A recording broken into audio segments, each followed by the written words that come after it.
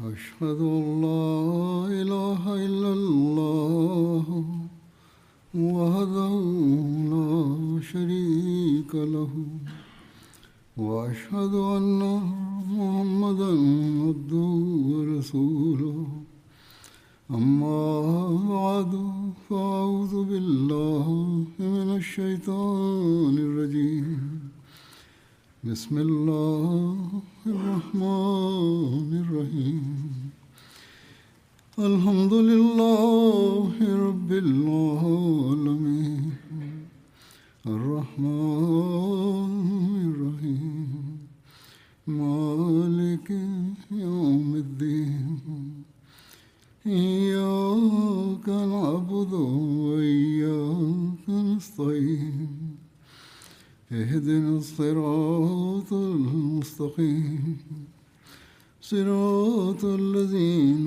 أنعمت عليهم غير المغضوب عليهم ولا الضالين. ذكر أحداث غزوة حنين وإليكم تفاصيلها الأخرى. يذكر بخصوص غزوة حنين أن الله تعالى أنزل فيها أيضا من عنده جيوشا تفسر على أنها ملائكة. ففي سياق ذكر غزوة حنين يقول الله تعالى في القرآن الكريم: أعوذ بالله من الشيطان الرجيم: ثم أنزل الله سكينته على رسوله وعلى المؤمنين وأنزل جنودا لم تروها وعذب الذين كفروا وذلك جزاء الكافرين.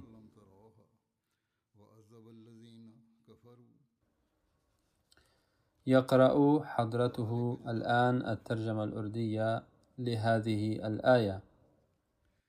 फिर अल्लाह ने अपने रसूल और मोमिनों पर अपनी सकीनत नाजिल की और ऐसे लश्कर उतारे जिन्हें तुम देख नहीं सकते थे और وقد ناقش المفسرون وكتاب السيرة نزول الملائكة في هذه المعركة بتفسيرات مختلفة. فيرى بعضهم أنه لم يكن نزول الملائكة إلا تبشير المؤمنين وتقوية قلوبهم، وإلا فإن الملائكة لم تشترك في القتال فعلا. ولكن هذا الرأي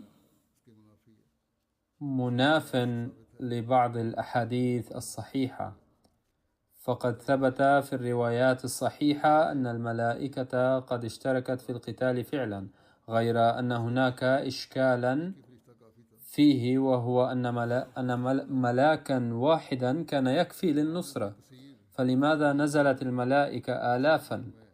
لقد نقل الإمام ابن كثير من الصحيحين الأحاديث المتعلقة بنزول الملائكة خلال فترة القتال، ثم قال بأن إنزال الملائكة وإطلاع المسلمين على ذلك كان تبشيرا للمسلمين، وإلا فإن الله كان قادرا على نصرهم دون ذلك أيضا. ولذلك قال الله تعالى: وما النصر إلا من عند الله. وقال في سورة محمد: ولو يشاء الله لانتصر منهم ولكن ليبلو بعضكم ببعض. لقد ذكر المسيح الموعود عليه السلام هذا الأمر أيضا قائلا: ففي القرآن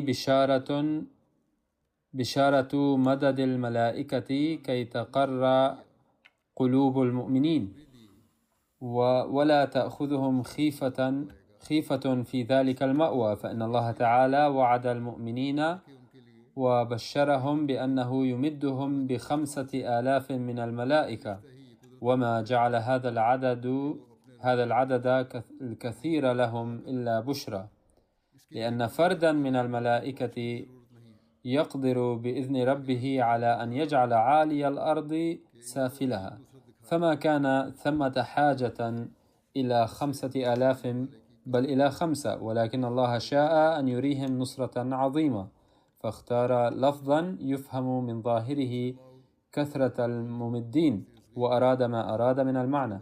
كتب حضرة المصلح الموعود رضي الله عنه في التفسير الصغير ملاحظة على هامش الآية رقم 127 من سورة آل عمران، فقال: إنما ورد ذكر الملائكة لأن تلقي البشرى في المنام أو الكشف يزيد من شجاعة الإنسان، وإلا فإن المقصود الأساسي هو أن الله تعالى سينصرهم، أي إن رؤية الملائكة كانت بصورة كشفية. ثم يقول حضرته في موضع آخر: تذكروا جيدا، من يستعد للموت لا يستطيع أحد قتله. إن الجماعة التي تقبل الموت بصدق هي جماعة الأنبياء فقط. فهل يكون من يستطيع قتلها إذا عزمت على قبول الموت؟ كلا أبدا. إن السر في الحصول على الحياة الأبدية هو أن يقبل الإنسان الموت من أجل الله تعالى. وعندما يقف الإنسان بهذه العزيمة لقبول الموت تقوم ملائكة الله تعالى لإحيائه، فكأنما تبدأ مباراة حيث يبذل الإنسان جهده لينال الموت في سبيل الله تعالى، بينما تبذل الملائكة جهدها لتبقيه حيا. وعندما يقول عبد الله أريد أن أموت من أجل الله تعالى، تقول ملائكة الله لن ندعه يموت. وفي النهاية تنتصر الملائكة. يريد العبد أن يموت فيضع نفسه في ظروف ينتج عنها الموت، لكنه لا يموت. انظروا إلى واقعة حنين عندما هاجم العدو وتقدم، لم يكن مع رسول الله صلى الله عليه وسلم سوى 12 رجلا، وتفرق الباقون تحت وابل السهام العدو. في تلك اللحظة قال العباس رضي الله عنه: يا رسول الله تراجع قليلا. لكن النبي صلى الله عليه وسلم ركل دابته وتقدم قائلا: أنا النبي لا كذب، أنا ابن عبد المطلب، أي أنا نبي الله الحقيقي، فكيف يمكنني أن أدير ظهري؟ كانت هذه كلمة بمنزلة إرجاع حيثياته الإنسانية وإبراز كونه من الله تعالى. ففي مواجهة 4000 رامي سهام يقول رجل واحد: لن أتراجع من ها هنا، فهذا ليس إنسانا يتكلم، بل الله يتكلم. ولكن في تلك اللحظة نفسها قال رسول الله صلى الله عليه وسلم: أنا ابن عبد المطلب، أي أنا بشر. فلما قال رسول الله صلى الله عليه وسلم: أريد أن أموت في سبيل الله تعالى، نزلت ملائكة الله تعالى وتحولت هزيمة حنين إلى نصر، وعاد النبي صلى الله عليه وسلم منتصرا من ميدان المعركة. لقد مرت سابقا التفاصيل عن هزيمة العدو وفراره، أنه عندما نادى النبي صلى الله عليه وسلم الأنصار عادوا إليه مسرعين وبدأوا يقاتلون بحماس ونشاط كبيرين.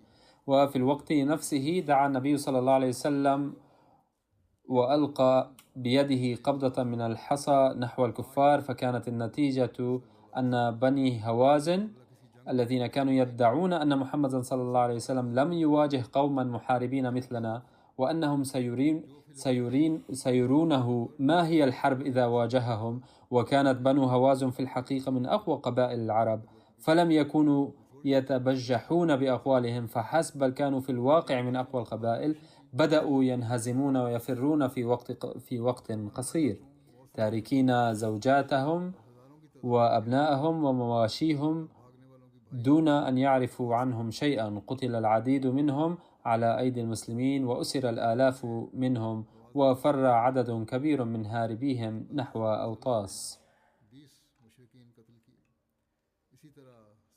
قتل المئات من بني هوازن في هذه المعركة، وقتل أبو طلحة رضي الله عنه وحده 20 مشركا، كما قتل 300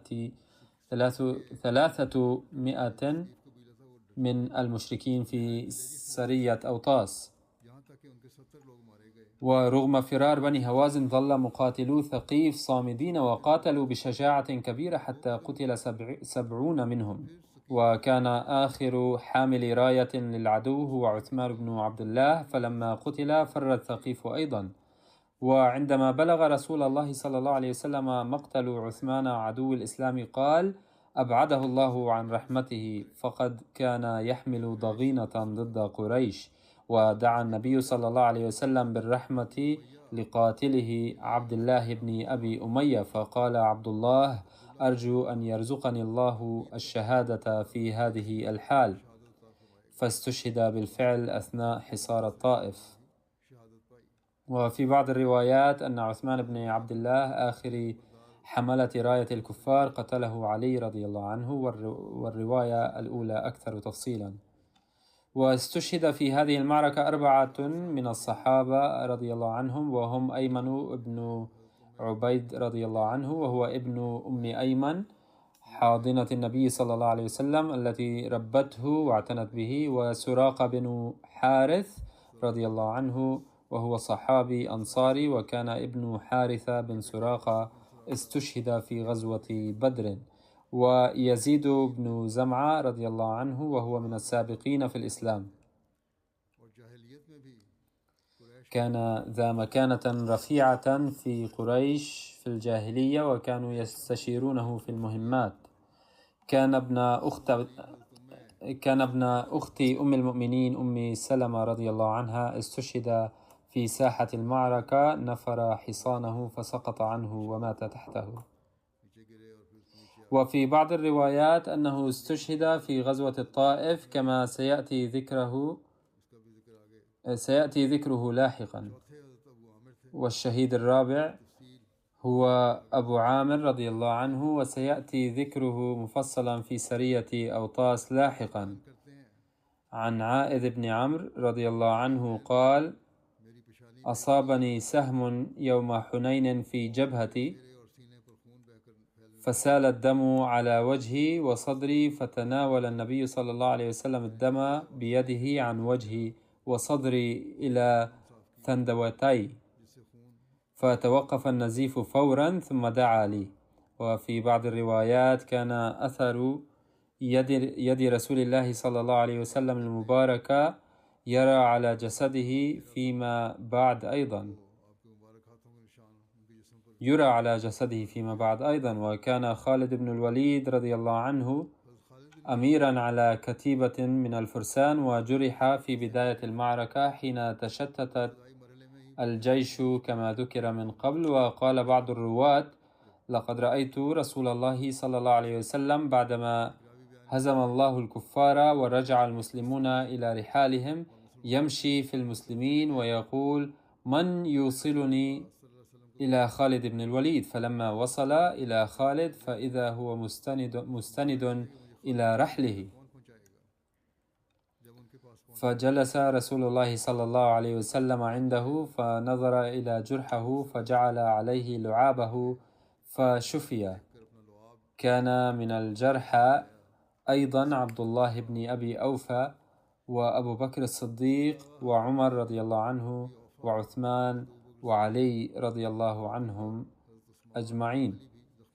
وأرسل النبي صلى الله عليه وسلم البشير بفتح حنين إلى أهل مكة والمدينة عند فرار بعض المسلمين من ساحة المعركة. في البداية كان بعضهم وصل إلى مكة وأخبر أهلها أن المسلمين هزموا، وأن محمدا صلى الله عليه وسلم نعوذ بالله قتل، ففرح بذلك المنافقون ومن في قلوبهم ضغينة من أهل مكة، وقالوا إن العرب سيعودون إلى دينهم القديم.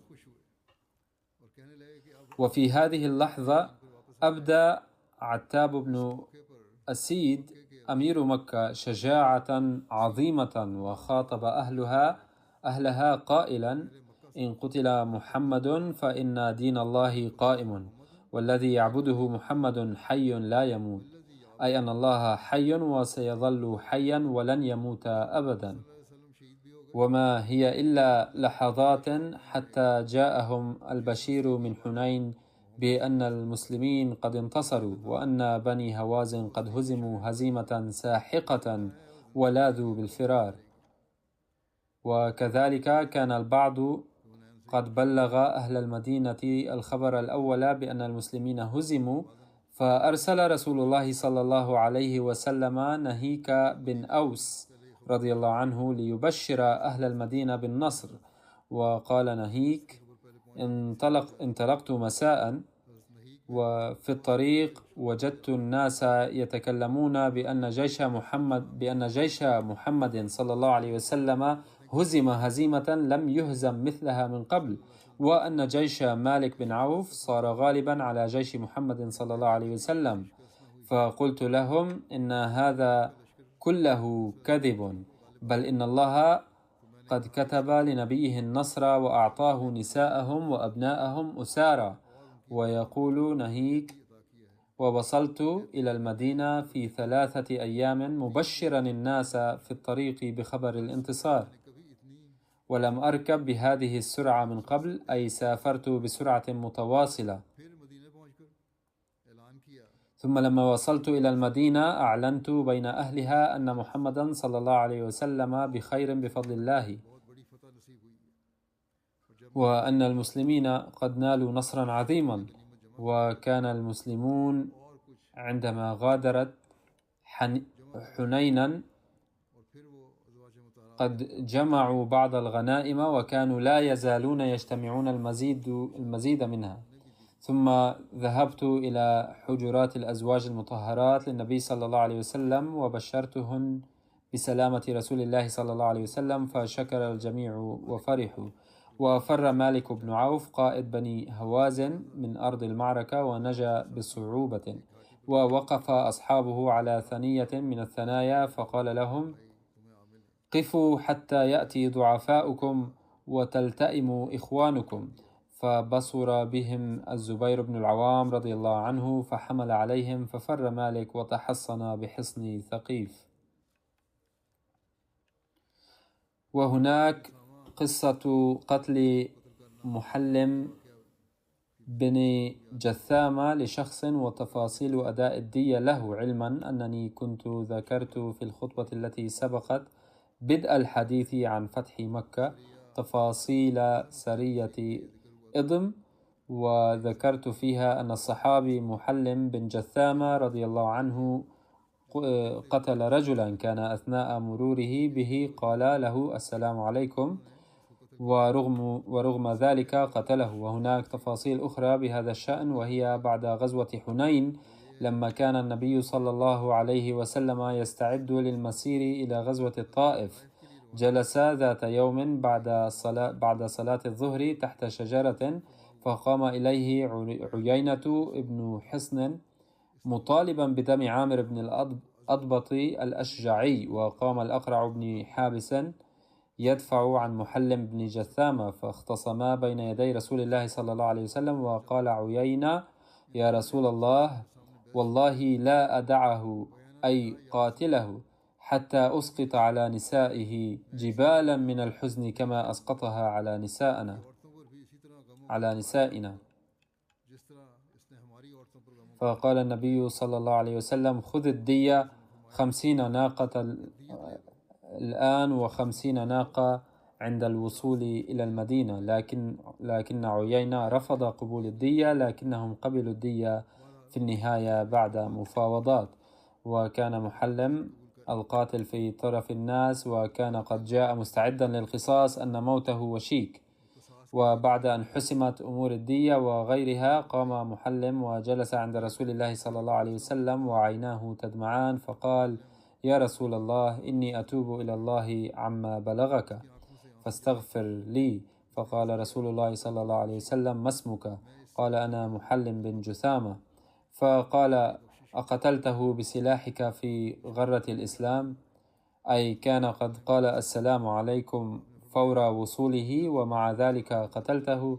ثم قال صلى الله عليه وسلم بصوت عال: اللهم لا تغفر لمحلم. فسمعه الناس، فقال محلم مكررا: يا رسول الله، أسأل الله العفو فاستغفر لي أنت أيضا. فقال صلى الله عليه وسلم مرة أخرى بصوت عال ليسمعه الناس: اللهم لا تغفر لمحلم بن جثامة. فكرر طلبه مرة ثالثة، فرد عليه النبي صلى الله عليه وسلم بالجواب نفسه، ثم قال له صلى الله عليه وسلم: انصرف من عندي. فقام وهو يتلقى دمعه بردائه. وهناك رواية لابن إسحاق حيث قال: إن رجال قوم محلم قالوا إن النبي صلى الله عليه وسلم كان قد استغفر له لاحقا. أما سرية أوطاس فتفصيلها أن بني هوازن بعد أن منيت بهزيمة النكراء في ميدان حنين فرت جيوشهم في كل اتجاه، فقد فر جزء منهم بما فيهم قائد بني هوازن مالك بن عوف نحو الطائف وتحصنوا بحصن الطائف، بينما اجتمع جزء آخر في وادي أوطاس، وفر جزء ثالث نحو نخلة أي نخيلة، وأوطاس واد قريب من حنين. ولما كانت بنو هوازن قد أحضروا نساءهم وأطفالهم وجميع أموالهم ومواشيهم للهجوم وهم قد فروا، فقد وقع كل متاعهم في أيدي المسلمين كغنائم حرب، وكانت هذه أكبر غنائم حصل عليها المسلمون في تاريخ الإسلام حتى ذلك الوقت. أرسل النبي صلى الله عليه وسلم جميع الأسرى والغنائم إلى موضع الجعرانة تحت إشراف الصحابي مسعود بن عمرو الغفاري رضي الله عنه، وانطلق هو بكامل الجيش نحو الطائف، وأرسل جيشا بقيادة أبي عامر الأشعري واسمه عبيد بن سليم إلى أوطاس، وكان هذا الجيش يضم أبا موسى الأشعري وسلم بن الأكوع أيضا رضي الله عنهما. دعا سيدنا أبو عامر العدو للمبارزة، وكان هناك عشرة إخوة من الأعداء مشهورون بقدراتهم القتالية منقطعة النظير. خرج هؤلاء الإخوة العشرة أولا للمبارزة. جاء الأخ الأول فدعاه أبو عامر إلى الإسلام، لكنه فضل المواجهة، فقال أبو عامر: اللهم اشهد عليه، ثم ضربه بالسيف ضربة قطعته إلى نصفين فسقط على الأرض. ثم جاء الأخ الثاني فدعاه أبو عامر أيضا إلى الإسلام أولا، وعندما رفض واجهه وقتله أيضا، وهكذا قتل 9 إخوة واحدا تلو الآخر. وعندما جاء الأخ العاشر وكان أبو عامر كعادته قال: اللهم اشهد عليه، وهم بضربه، صاح الرجل قائلا: اللهم لا تشهد علي، وبذلك أظهر وكأنه يقبل الإسلام. وعندما سمع أبو عامر ذلك أنزل سيفه وتركه، لكن ذلك الرجل انقلب وهاجم أبا عامر غدرا وخيانة، وبحسب بعض الروايات قتل أبا عامر، لكن روايات أخرى تقول إن هذا غير صحيح، لأن الذي قتل أبا عامر قتله أبو موسى الأشعري في الحال. والرواية الأكثر صحة هي أن هذا الرجل أيضا الأخ العاشر أسلم فيما بعد، ويقال إنه أصبح مسلما صالحا جدا. وكلما وقع نظر رسول الله صلى الله عليه وسلم عليه فيما بعد قال صلى الله عليه وسلم: هذا شريد أبي عامر، أي هذا الذي نجا من سيف أبي عامر. على أي حال استمر سيدنا أبو عامر في القتال بشجاعة، وكل من واجهه سيفه قتل. وأخيرا رماه ابن الحارث الجشمي علاء وأوفى بوابل من السهام، فأصابه سهم في صدره وآخر في ركبته. وبحسب بعض الروايات كان الذي رماه بالسهم هو سلمة بن دريد بن الصمة. يقول أبو موسى الأشعري: سألت أبا عامر من رماك بالسهم؟ فأشار إلى رجل فتبعته فهرب، وعندما تحديته توقف فتبارزنا بالسيوف وقتلته. وعندما عدت إلى أبي عامر قلت له: إن الله قد أوصل قاتلك إلى جهنم. فقال لي أبو عامر: انزع سهمي، وكان السهم ما زال في جسمه. عندما نزعته خرج من الجرح ماء مما دل على أن الجرح عميق ولا أمل في الحياة. يقول أبو موسى الأشعري: قال لي أبو عامر: أبلغ سلامي للنبي الكريم صلى الله عليه وسلم واطلب منه أن يسأل الله لي المغفرة والعفو، وقدم له صلى الله عليه وسلم فرسي وسلاحي. ثم عينني خليفة له وسلمني الراية، وبعد قليل توفي. قاتل أبو موسى الأشعري أولئك الأعداء فهزموا وفروا من هناك وقتل بعضهم، وعاد أبو موسى من هناك أيضا بالغنائم والأسرى إلى رسول الله صلى الله عليه وسلم. يقول أبو موسى الأشعري: حين جئت النبي صلى الله عليه وسلم كان مضطجعا على سرير مصنوع من الحبال لا فراش عليه، لكن بحسب البخاري وبعض الروايات الأخرى كان عليه فراش، ولكنه كان رقيقا جدا مثل الشرشف، وكانت آثار الحبال ظاهرة على جسم النبي صلى الله عليه وسلم المبارك. يقول: أطلعته صلى الله عليه وسلم على تفاصيل معركة أوطاس، وأخبرته عن تفاصيل استشهاد أبي عامر أيضا، وقدمت إليه صلى الله عليه وسلم طلبه للدعاء أيضا. فطلب رسول الله صلى الله عليه وسلم الماء وتوضأ، ثم رفع كلتا يديه ودعا قائلا: اللهم اغفر لعبيد أبي عامر رضي الله عنه، اللهم اجعله يوم القيامة فوق كثير من خلقك من الناس.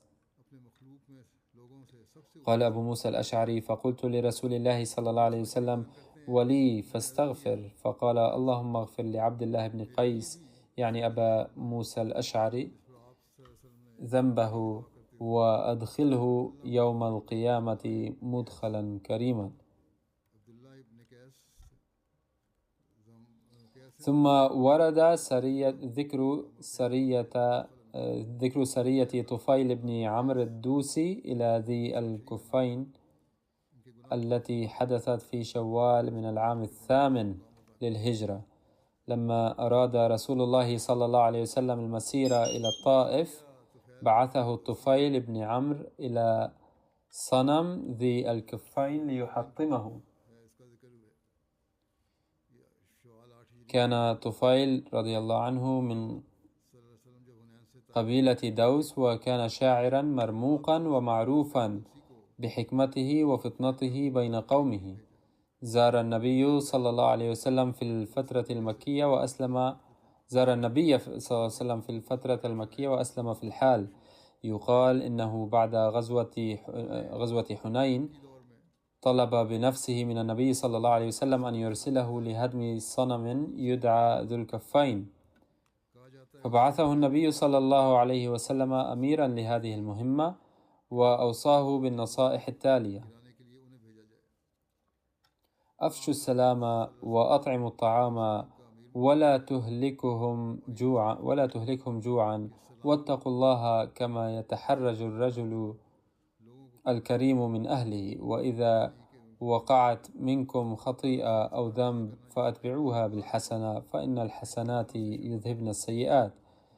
أسدى النبي صلى الله عليه وسلم هذه النصائح، ثم قال له بأن يستمد قومه ويوافيه بالطائف، فأخذ طفيل 400 شخصا من قومه فأحيا النار في وجه ذي الكفين، صنم من خشب، وأحرقه، وأنشد بالأبيات التالية: يا ذا الكفين لست من عبادك، ميلادنا أقدم من ميلادك، إني حشوت النار في فؤادك. وبعد إنجاز هذه المهمة بالنجاح، وافوا رسول الله صلى الله عليه وسلم بالطائف بعد مقدمه ب4 أيام، وكان مع طفيل 400 من الجنود، وقدم بدبابة ومنجنيق، وهي كانت آلات الحرب الحديثة في ذلك الزمن. المنجنيق آلة تستخدم لرمي الحجارة الكبيرة، هي مثل المدفعية، والدبابة صندوق خشبي متين يشبه العربة، مثل السيارات الحربية يدخل فيه عدة أشخاص من الأسفل للوصول إلى أسوار الحصن، ويظلون محميين من هجمات العدو بينما يحدثون شقوقا في الأسوار. هذه الأسلحة استخدمت لأول مرة في غزوة الطائف. غزوة الطائف أيضا حدثت في شوال في 8 من الهجرة. تقع الطائف شرق مكة على بعد حوالي 90 كيلومترا، وهي مدينة شهيرة. كان الطائف موقعا منيعا للغاية، وسمي بالطائف لأنه كان محاطا بسور حماية. كان بنو ثقيف يسكنونها، وكانوا شجعانا ومتميزين بين جميع العرب، ويعدون نظيري قريش. كان عروة بن مسعود رئيس الطائف متزوجا من ابنة أبي سفيان. كان كفار مكة يقولون لو كان القرآن لينزل لنزل على رؤساء مكة أو الطائف. كانوا يقولون كان يجب أن ينزل القرآن على رجل عظيم بدلا من رسول الله صلى الله عليه وسلم، وكانوا يحسبون أهل مكة وأهل الطائف عظماء، وكان أهل الطائف على دراية بفنون الحرب.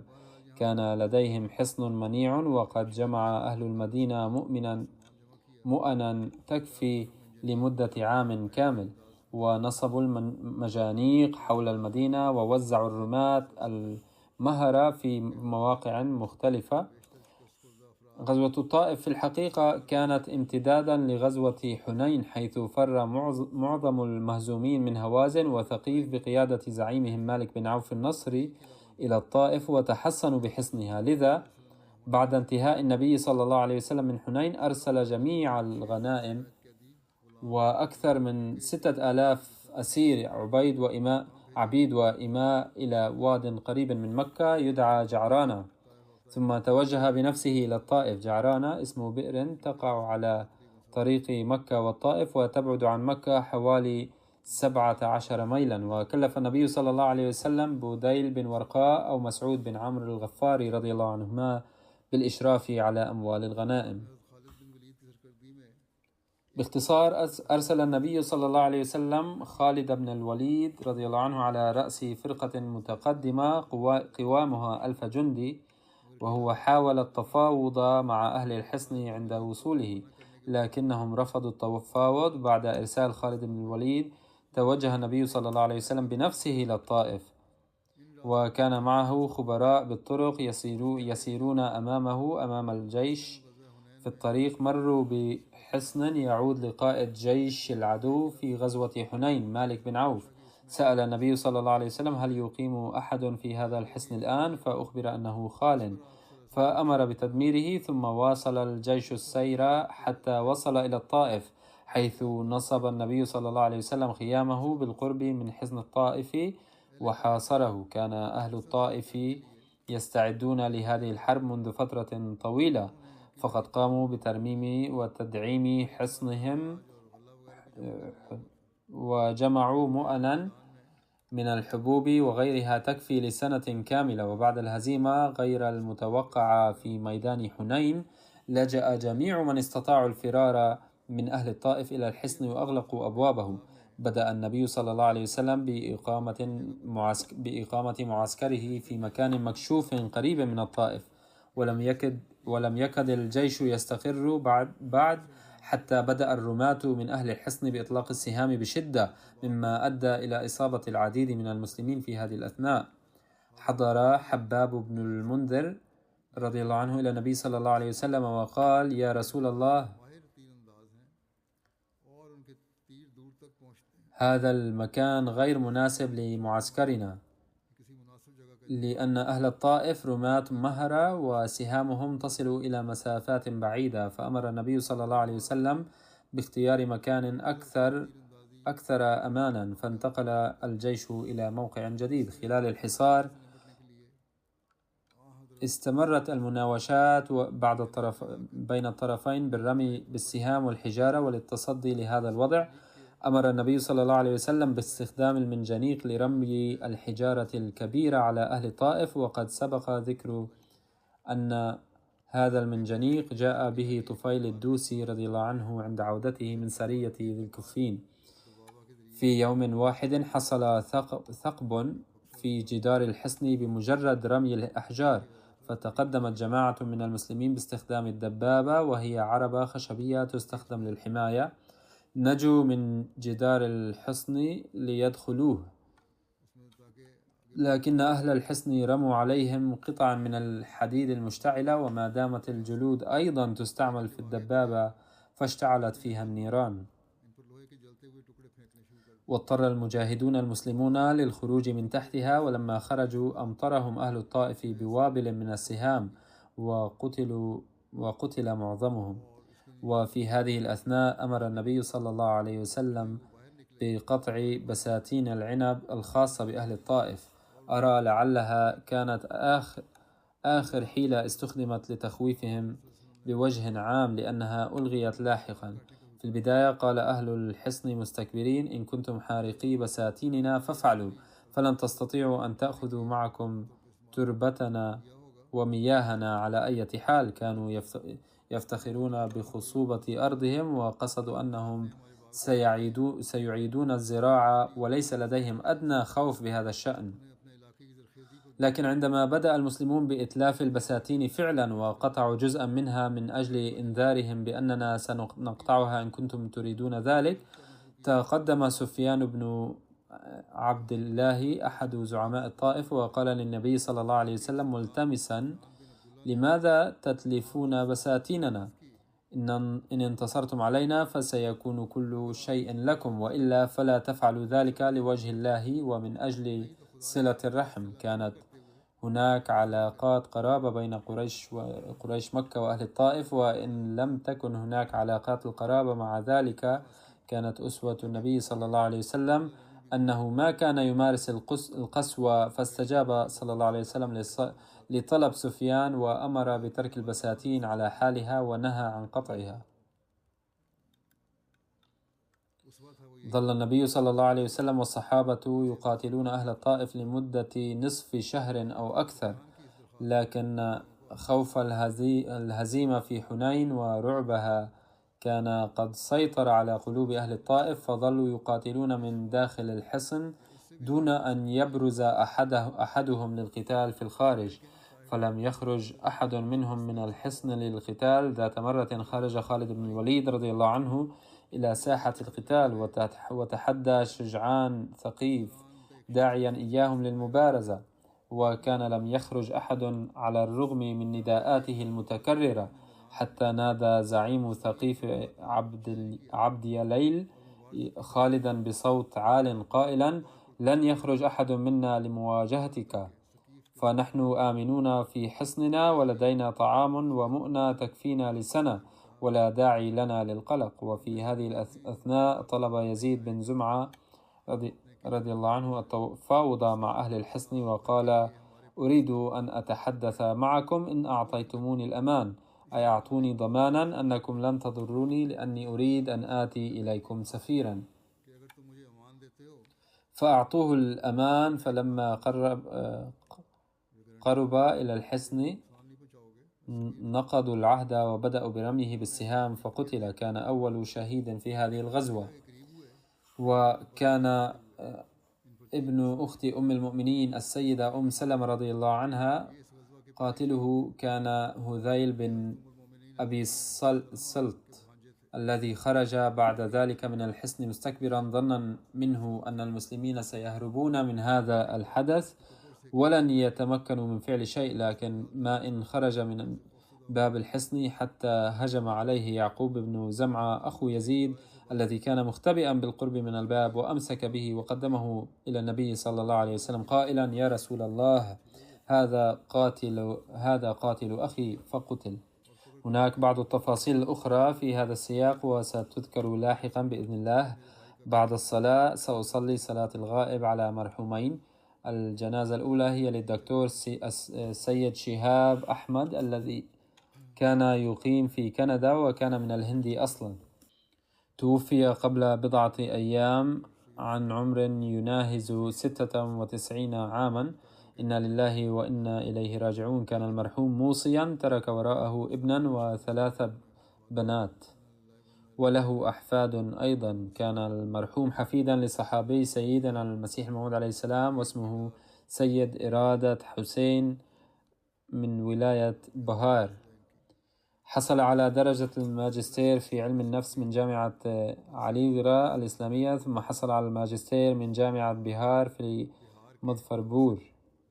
بعد ذلك حصل على الدكتوراه في الاختصاص نفسه من جامعة غلاسكو باسكتلندا. انتقل في عام 1968 بأمر من الخليفة الثالث رحمه الله إلى كندا، حيث درس علم النفس الإكلينيكي Clinical Psychology كأستاذ في الجامعة، ومارس المهنة كأخصائي نفسي كلينيكي لمدة 9 سنوات.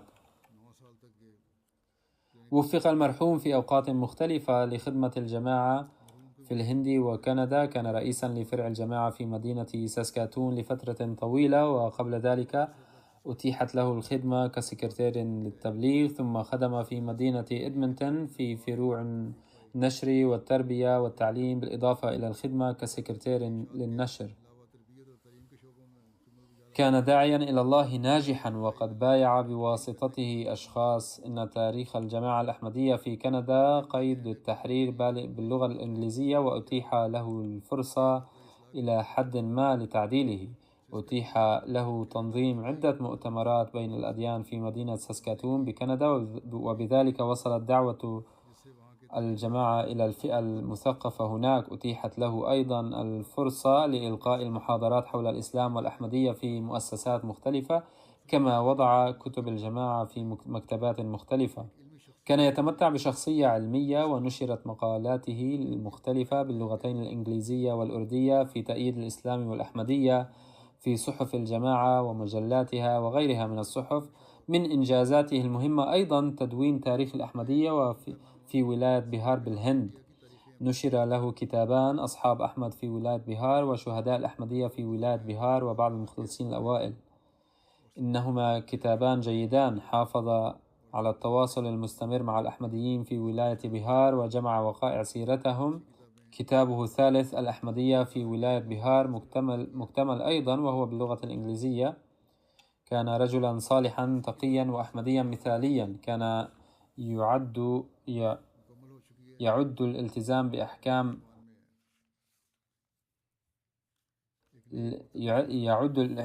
بأحكام الإسلام واجبه الأول دائما. كانت له علاقة الإخلاص والوفاء العميق مع النبي صلى الله عليه وسلم والمسيح الموعود عليه السلام والخلافة.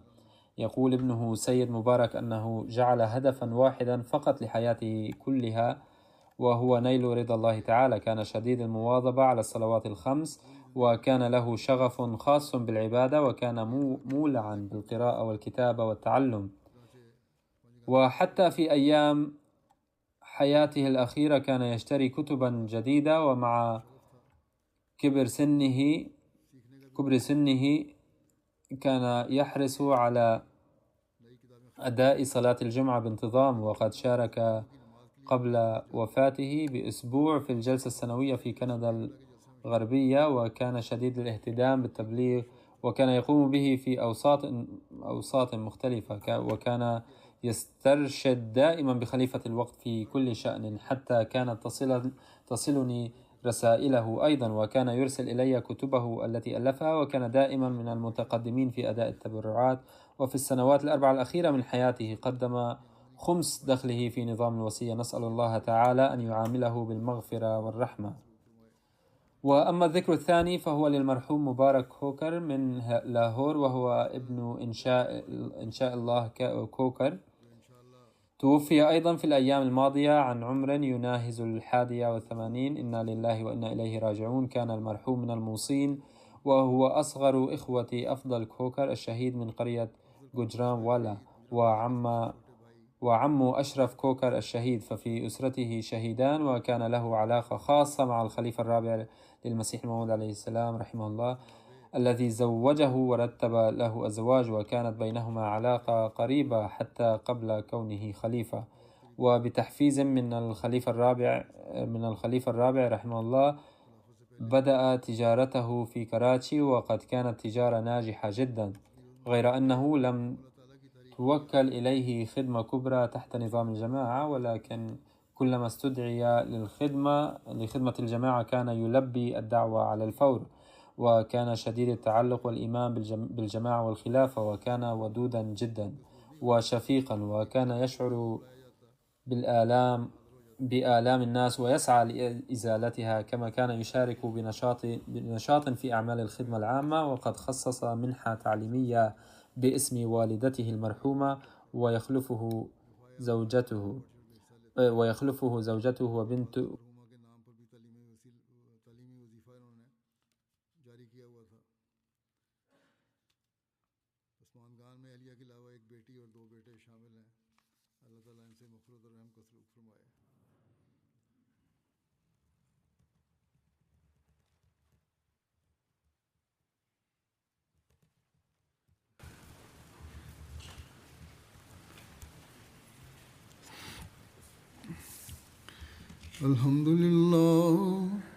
الحمد لله نحمده ونستعينه ونستغفره ونؤمن به ونتوكل عليه ونعوذ بالله من شرور أنفسنا ومن سيئات أعمالنا.